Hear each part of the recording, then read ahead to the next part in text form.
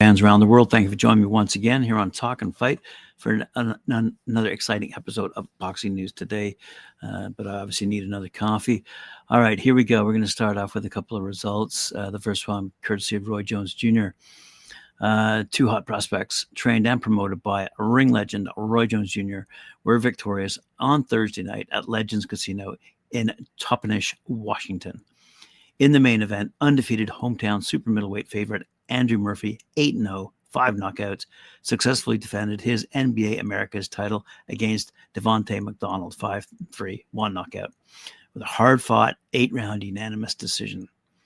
Also undefeated super featherweight Mandeep Jangra, 7-0, 4 knockouts, defeated Gerardo Esquivel, 5-4, 1 knockout by 10-round unanimous decision to claim the vacant NBA Intercontinental title.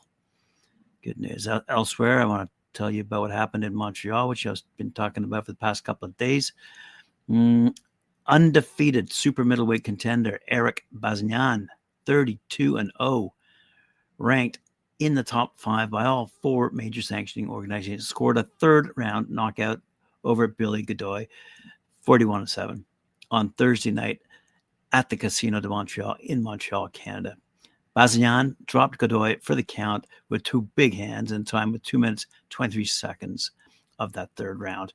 Unbeaten light heavyweight Albert Ramirez, 18-0, 15 knockouts, had to work hard to defeat Artur Ziaditov, 15-2, by the way, by 10-round unanimous decision.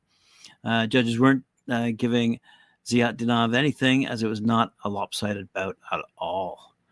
In a non-title bout, NABF super lightweight champ Steve the Dragon Claggett, 38-7-2, pounded on Marcos Gonzalez for 2 rounds, and Gonzalez did not come out for round number 3.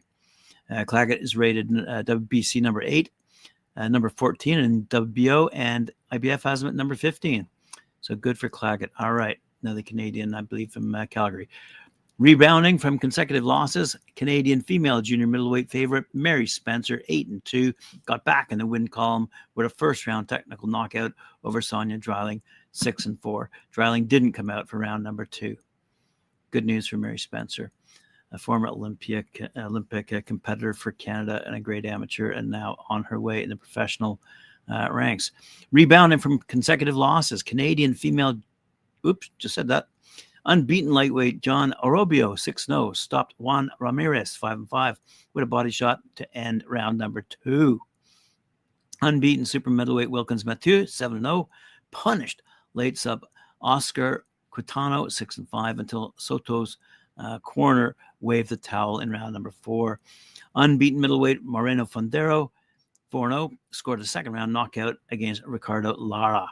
Fondero dropped Lara once in round 1 and twice in round 2.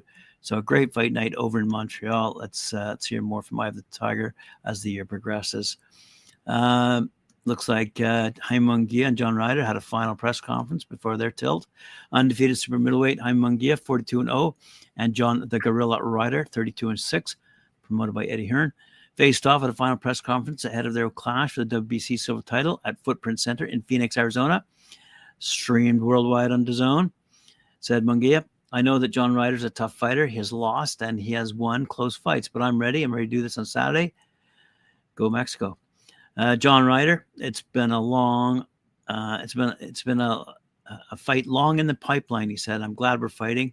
It's a fight like I needed since the Canelo defeat, and I want to continue operating at the level I've been operating at. This is the fight to kick me on and push me in my career, he said. We're going to get to this Amazon card now. Big news. It's official.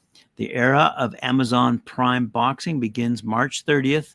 The inaugural pay-per-view event will take place at the T-Mobile Arena in Las Vegas, with a lineup headed by Australian Tim Sayu and Keith Thurman. As well, we're going to see Rolly Romero take on Isaac Pitbull Cruz, which creates a bit of an issue for Ryan Garcia, which I'll get to in a second. And Erislandi Lara takes on Michael Zarafa. Sebastian Fundora versus Sergio Bohachok rounds out the card.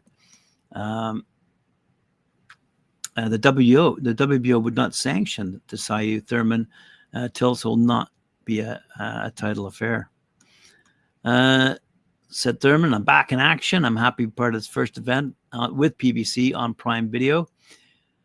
Tim stands out as an exceptional fighter, and I've always had admiration for his performances. His distinctive style provides a perfect stage for me to exhibit the relentless dedication I poured into training, refining my skills, and fortifying my mental game.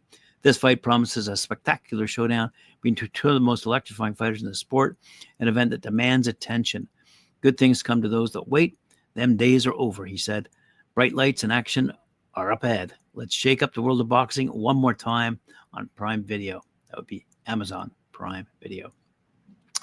So that created a bit of a reaction, courtesy of our good friend Eddie Hearn, who was quite critical of the headliner for the event. Hearn has doubts that a non-title fight between Sayus, 24-0, 19 knockouts, who doesn't have a large following in the United States, and the 35-year-old Thurman, 30-1, a fighter who hasn't fought in 2 years. He doesn't think that's the right matchup to headline this pay-per-view event.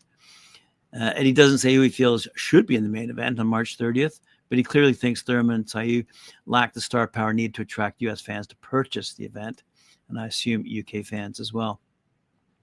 If this were 2016, having Thurman on pay-per-view would make sense, but not now, he says. Fans haven't seen one time in years, and he doesn't possess the name recognition needed for pay-per-view. He'd be a decent undercard fighter in the same realm as 40-year-old Erslan Lara, who was also on that March 30th card, as I just mentioned. Hearn feels that boxing fans won't purchase the May 30th event on Amazon Prime pay-per-view without a flagship main event.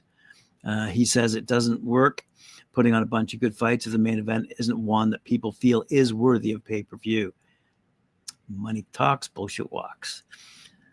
Thurman used to be a popular fighter many years ago, but he's now been forgotten by fans mainly due to his inactivity. One-time Thurman has fought 3 times in the last 7 years, and younger fans just don't know who he is. To them, Thurman's just an old, bald, middle-aged looking guy, and that will not register with them to get them interested in purchasing the March 30th event on Amazon Prime. That came to us courtesy of Cameron out of BoxingNews24.com. Great story. And of course, Eddie Hearn's no stranger to the comments he makes here on Talkin' Fight. Alrighty, Ryan Garcia, though, had some comments. It looks like his next fight will be on April 20th, and it's a big fight, says promoter Oscar De La Hoya, who isn't saying who the highly ranked number 4 WBA, number 5 IBF, number 6 WBC, and number 9 WBO Garcia, 24-1, who that highly ranked contender would be, but it'll be someone big, assures Oscar De La Hoya. Garcia lost his chance to fight WBA light welterweight champion Rolando Rolly Romero, who surprised him by negotiating a fight with Isaac Pitbull Cruz, as I just mentioned, for March 30th, as I just mentioned, on Amazon Prime pay-per-view. De La Hoya hasn't given up on matching Ryan against Rolly, saying they can still fight after Romero defends against Cruz. Said De La Hoya, we have April 20th. That's our date. I'm going to announce something really, really big when it gets signed. So it's fair to say that Ryan's April 20th opponent will be someone who is harmless at the level of what fans have seen fight over the last few years. Dangerous opponents will be the ones that Ryan can make a killing fighting, like Devin Haney, Gervonta Davis, Teofimo Lopez, and to a certain extent, Rolly. He's not really dangerous, but he is for Ryan. Oscar didn't say whether he would attempt to put a fight together with Cruz and Ryan if he comes out victorious on March 30th. Rolly likely has a rematch clause in the contract with Pitbull, so De La Hoya will still need to wait for those two to fight twice before he looks to match Ryan against the winner. We'll have to wait and see. But this, of course, does not make Ryan Garcia very happy. Apparently, he's a influencer in terms of his fans on social media, and no one, according to BoxingScene.com, was more surprised or disappointed than Ryan Garcia to learn Thursday that Rolly Romero will fight Isaac Cruz next and not him. Garcia thought late Wednesday night that representatives for him and Romero were in the process of finalizing a deal for them, as I said, on April 20th for Romero's WBA super lightweight title. PBC instead announced Thursday afternoon that North Las Vegas Romero, 15-1, will defend his WBA 140-pound crown against Mexico City's Cruz, who's 25-2-1, 17 knockouts, who will move up from the lightweight limit of 135 pounds to challenge Romero on March 30th, as I said, at the T-Mobile Arena in Las Vegas. The Romero-Cruz fight will be the co-feature of the PBC's inaugural show with Amazon Prime, a pay-per-view event that will feature WBO junior middleweight champ Tim Tszyu, 24-0 against former WBA, WBC welterweight champ Keith Thurman. That's going to be a 12-rounder, by the way, non-title fight. Romero's decision to face Cruz has left Garcia searching for an opponent. The Victorville, California native announced on social media early this month, go figure, that he instructed his promoter, Oscar De La Hoya, to pursue a showdown with Romero rather than the fight he initially stated that he wanted with rival Devin Haney, who's 31-0, as I just said, 15 knockouts. And he owns that WBC super lightweight title. Said Garcia, look, I was informed the deal was finalizing and it would be announced in the coming days. Obviously, that was a lie. My patience has been tested the last few weeks. I'm trying my best to be honest and real as I can, you guys. I'll be looking forward to announcing my next fight. I'm not going to say anything until it's actually signed and delivered. I still look forward to putting on a big pay-per-view for DAZN Boxing. Have a blessed day. So Garcia didn't specify who he thought was lying. Regardless, Romero's decision gutted Garcia, who Wednesday night had announced that the Romero fight would indeed happen in April. 420, by the way, on DAZN Boxing, pay-per-view tickets and locations soon, said Garcia in the message on Twitter, now X. It's time to enter battle once again. I understand there's been a lot of confusion, but this fight is happening. I'm happy to announce this. Everyone's going to post this soon, so don't worry. I love you guys. Comment what you think.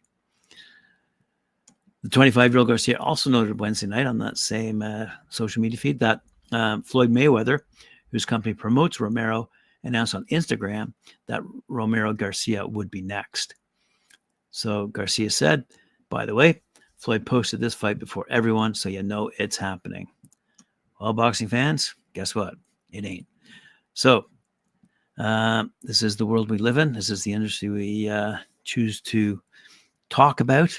That's why we call it Talk and Fight, because it's never over till it's over. And I guess you got to wait until everything's said, signed, done, deal.